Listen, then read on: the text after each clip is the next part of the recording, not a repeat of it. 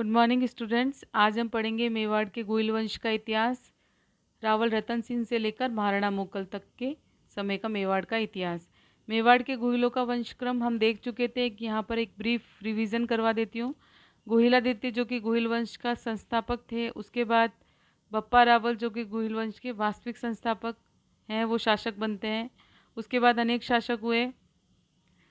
रण सिंह के पुत्र शेम सिंह और राहब के समय गोहिल वंश का दो शाखाओं में विभाजन हो गया। शेम सिंह ने रावल शाखा का प्रारंभ किया और अन्य पुत्र राहब जो उन्होंने सिसोदा शाखा शुरू की, जिसके शासक राणा भी कहलाते थे। सामंत कुमार सिंह, जैत्र सिंह प्रतापी शासक, तेज सिंह और समर सिंह। समर सिंह के दो पुत्र थे, रतन सिंह और कुंभकर्ण। कुंभकर्ण नेपाल चले गए, वहीं पर उन्होंने गोहिल वंश की नींव डाली। और अन्य रतन सिंह जो बड़े पुत्र थे वह रावल शाखा के अंतिम शासक थे। इन्हीं के समय प्रसिद्ध चित्तौड़ का आक्रमण हुआ था अलाउद्दीन खिलजी द्वारा। राणा हम्मीर, ये सिसोदा शाखा यहाँ से प्रारंभ हो जाती है। उसके बाद खेता, राव लाखा, चूड़ा और मोकल। यहाँ मोकल तक का इतिहास, महाराणा मुगल तक का इतिहास हम यहाँ पर पढ़ेंगे। रावल रतन सिंह 1301 से 1303 ईस्वी, बहुत ही कम अवधि इन्होंने शासन किया। उसका प्रमुख कारण था अलाउद्दीन खिलजी का चित्तौड़ पर आक्रमण। रावल शाखा का अंतिम शासक थे दिल्ली के सुल्तान अलाउद्दीन खिलजी ने 1303 ईस्वी में चित्तौड़ पर आक्रमण किया। इस आक्रमण के क्या कारण थे? अलाउद्दीन की साम्राज्यवादी महत्वाकांक्षा। अलाउद्दीन विस्तारवादी नीति से प्रेरित था, अपने साम्राज्य का अत्यधिक विस्तार करना चाहता था। इसलिए उसने विश्व विजेता की उपाधि भी उसने ग्रहण की थी। सिकंदर की तरह पूरे विश्व को जीतना चाहता था और इसी कड़ी में उसने राजपूत राज्यों को जीतना आवश्यक समझा और इसलिए चित्तौड़ पर आक्रमण किया। मेवाड़ की बढ़ती हुई शक्ति से भय। जैत्र सिंह, तेज सिंह और समर सिंह जैसे पराक्रमी शासकों ने मेवाड़ की सीमाओं का अत्यधिक विस्तार किया था और इल्तुतमिश, नासिरुद्दीन महमूद और बलबन जैसे सुल्तान भी मेवाड़ की बढ़ती हुई शक्ति को नहीं रोक पाए थे। और जब 1299 ईस्वी में हमने देखा था कि मेवाड़ के रावल समर सिंह ने गुजरात अभियान के लिए जाती हुई शाही सेना का सहयोग करना तो दूर, उल्टे उससे दंड वसूल करके ही उसे आगे बढ़ने दिया।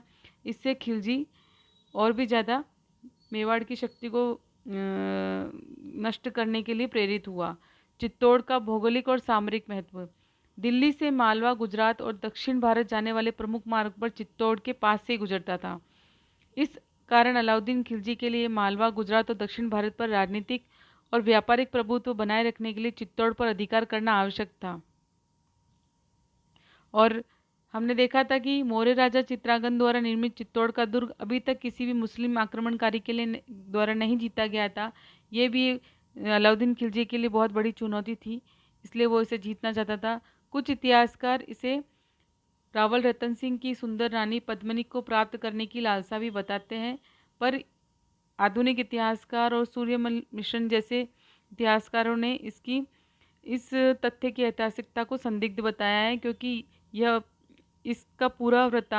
वृत्तांत मलिक मोहम्मद जायसी की पुस्तक पद्मावत में आक्रमण का कारण पद्मिनी को प्राप्त करने की लालसा बताया, जो कि 1540 ईस्वी में लिखी गई थी, लेकिन ये आक्रमण 1303 में ही हो चुका था।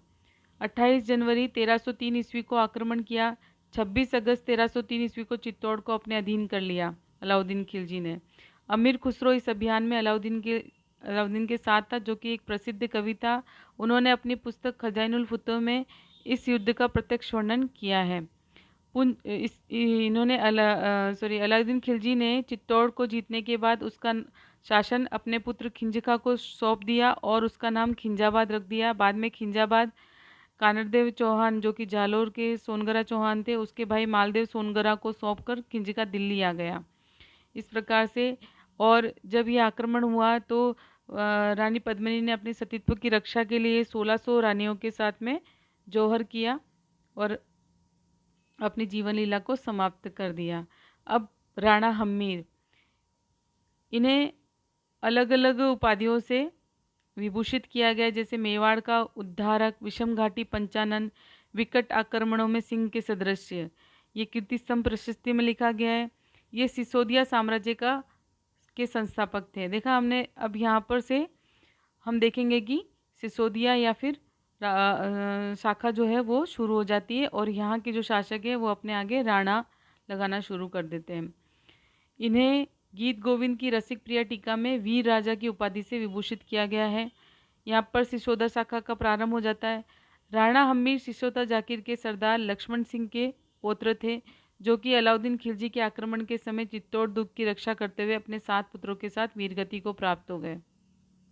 इनके समय का महत्वपूर्ण कथानक है। दिल्ली के सुल्तान मोहम्मद बिन तुगलक के समय चित्तौड़ पर आक्रमण कर मालदेव के पुत्र जयसिंह को पराजित किया, चित्तौड़ को पुनः अपना आधिपत्य स्थापित किया। यानी कि जब दिल्ली में मोहम्मद बिन तुगलक का शासन था, तब चित्तौड़ पर जो मालदेव का पुत्र मालदेव सोनगरा जिनको की खिंची खां ने चित्तौड़ का शासन सौंपा था, उनके पुत्र जयसिंह को हराकर इन्होंने चित्तौड़ पर पुनः अपना आधिपत्य, चित्तौड़ पर पुनः गोइल वंश का आधिपत्य स्थापित किया।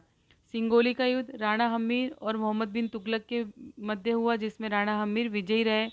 इन्होंने सांस्कृतिक या कला में महत्वपूर्ण योगदान किया। चित्तौड़ दुर्ग में इन्होंने अन्नपूर्णा माता का मंदिर बनवाया। कर्नल जेम्स टोड ने अपने समय का प्रबल हिंदू राजा इन्हें कहा गया है। इसके बाद अन्य शासक इनके पुत्र खेता या क्षेत्र सिंह 1364 से 1382 ईस्वी तक इन्होंने शासन किया और इनके समय में मेवाड़ मालवा संघर्ष का सूत्रपात हो जाता है। मालवा से शत्रुता आरंभ हो जाती है और इन्होंने बूंदी के हाड़ा चौहान शासकों से भी शत्रुता शुरू हो जाती है। यहाँ पर हम देखते हैं राणा लाखा या लक्ष्य सिंह 1382 से 1421। इनके समय में उदयपुर में जावर में चांदी की खान निकली, इससे आर्थिक समृद्धि बढ़ी और जिससे इन्होंने कई किलों व मंदिरों का जीर्णोद्धार करवाया। लाखा के शासनकाल में एक बंजारे ने पिछोला झील का निर्माण करवाया। आप थोड़ा सा पिछोला झील के बारे में ऐतिहासिक उसका महत्व देख लेते हैं। 14वीं शताब्दी में बेड़च नदी पर निर्मित है। इसमें सिसारमा बुजड़ा नदी का जल आकर गिरता है। महाराणा उदय सिंह ने इसकी पाल को पक्का करवाया था और जग मंदिर का निर्माण इसमें करवाया गया, जो कि कर्ण सिंह के समय शुरू हुआ 1620 में और जगत सिंह प्रथम 1651 में पूर्ण हुआ। उसके बाद इसका नाम जग मंदिर कर दिया गया। गुजरात अभियान के दौरान शहजादा खुर्रम जो कि शाहजहां यहाँ रुका था और 1857 ईस्वी में अंग्रेजों ने यहाँ पर शरण ली थी। जग निवास जगत सिंह द्वितीय ने पूर्ण करवाया यहाँ पर जग निवास महल 1746 के अंदर। यहाँ पर एक प्रसिद्ध नटनी का चबूतरा है। इसके एक भाग को स्वरूप सागर झील भी कहते हैं और यहीं पर महाराणा प्रताप और मानसिंह की मुलाकात हुई थी। अब हम देखते हैं राणा लाखा के बारे में, इसके जो दूसरों से संबंध और इसने क्या क्या इनकी उपलब्धियां थी। तो हम देखते हैं कि इन्होंने राणा लाखा के समय एक तो पिछोला झील का निर्माण हुआ। दूसरा हम अगर सांस्कृतिक इनका जो योगदान देखें तो इनके समय में 2 संस्कृत विद्वान इनके दरबार की शोभा बढ़ाते थे, एक तो झोटिंग भट्ट और धनेश्वर भट्ट। फिर हम देखते हैं इनके जो दूसरे राज्यों से कैसे संबंध थे, तो हम देखेंगे कि दिल्ली के गयासुद्दीन द्वितीय को इन्होंने बदनौर के समीप युद्ध में परास्त किया था और हिंदुओं से लिए जाने वाले तीर्थ कर को इन्होंने समाप्त करवाया था। फिर हम देखेंगे कि बूंदी के बरसिंह हाड़ा के विरोध को इन्होंने दबाया। गुजरात के जफर खां के आक्रमण को इन्होंने विफल करा और मारवाड़ से संबंध, यहाँ हम देखेंगे मेवाड़ और मारवाड़ के संबंध यहाँ से हमको मेवाड़ और मारवाड़ के संबंध के बारे में यहाँ से पता चलना शुरू हो जाएगा कि किस तरह के कैसे संबंध रहे।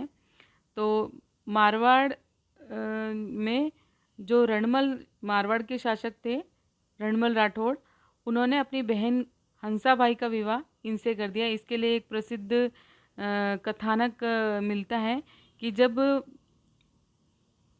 मारवाड़ के शासक रणमल लाखा के दरबार में सगाई का नारियल लेकर प्रस्तुत हुए, वह रणमल जो था राव चूड़ा के साथ में अपनी बहन हंसाबाई का विवाह करना चाहता था, जो कि लाखा का पुत्र था।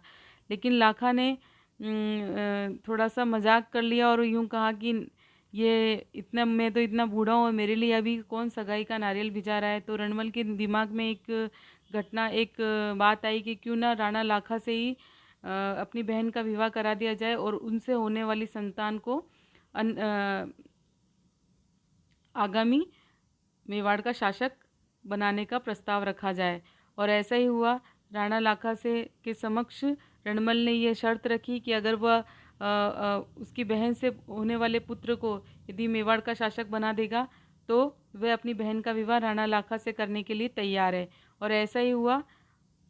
राणा लाखा ने यह शर्त मान ली और हंसाबाई से विवाह कर लिया और उन्हीं का पुत्र हुआ मोकल, जो कि आगे चलकर मेवाड़ के शासक बने। और रावचूड़ा, जो कि उनके पहली पत्नी के जो पुत्र थे रावचूड़ा, वो पिता के वचन को निभाने के लिए आजीवन उन्होंने अविवाहित रहने की प्रतिज्ञा की। इन्हें मेवाड़ का भीष्म पितामह भी कहते हैं। मोकल ये मेवाड़ के शासक बने। तो हम देखते हैं राणा मोकल। अब यहाँ पर मोकल के सामने बहुत सारी समस्याएं थी। एक तो रणमल का बढ़ता हुआ मेवाड़ पर बढ़ता हुआ प्रभाव, क्योंकि हंसाबाई के बार बार हस्तक्षेप के कारण रावचूड़ा जो था वो मोकल को छोड़कर और मालवा चला गया था और मेवाड़ को छोड़ दिया था उन्होंने। और यहीं पर उन्होंने अपने जो मामा है रणमल, यानी कि हंसाबाई के भाई रणमल का प्रभाव यहाँ मेवाड़ पर बढ़ता जा रहा था। उन्होंने मेवाड़ में बड़े बड़े सरदारों को मतलब उन्होंने हतोत्साहित करना शुरू कर दिया था और मेवाड़ के प्रशासन में प्रत्यक्ष हस्तक्षेप करना शुरू कर दिया था। तो इस तरह से ये समस्या थी। तो अब मुगल की जो विवाह होता है वो परमार वंश की राजकुमारी सौभाग्य देवी से हुआ, जिनसे उनका पुत्र हुआ महाराणा कुंभा। लेकिन मोगल के समय में अन्य राज्यों के साथ कैसे संबंधित है तो हम देखेंगे कि नागौर और गुजरात की संयुक्त सेना को मुगल ने 1428 में रामपुरा के युद्ध में परास्त किया। 1433 ईस्वी में अहमद शाह ने, जो कि गुजरात का शासक था, मेवाड़ पर आक्रमण किया।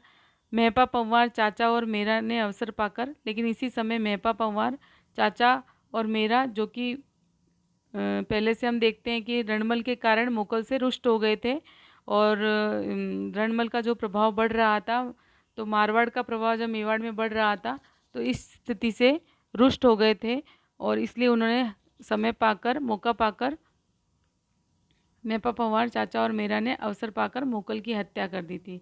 अब यहाँ हम आगे का जो हम लोग टॉपिक है, यानी कि महाराणा कुंभा के समय से लेकर आगे के शासकों तक का इतिहास हम आगे वाले वीडियो में देखेंगे।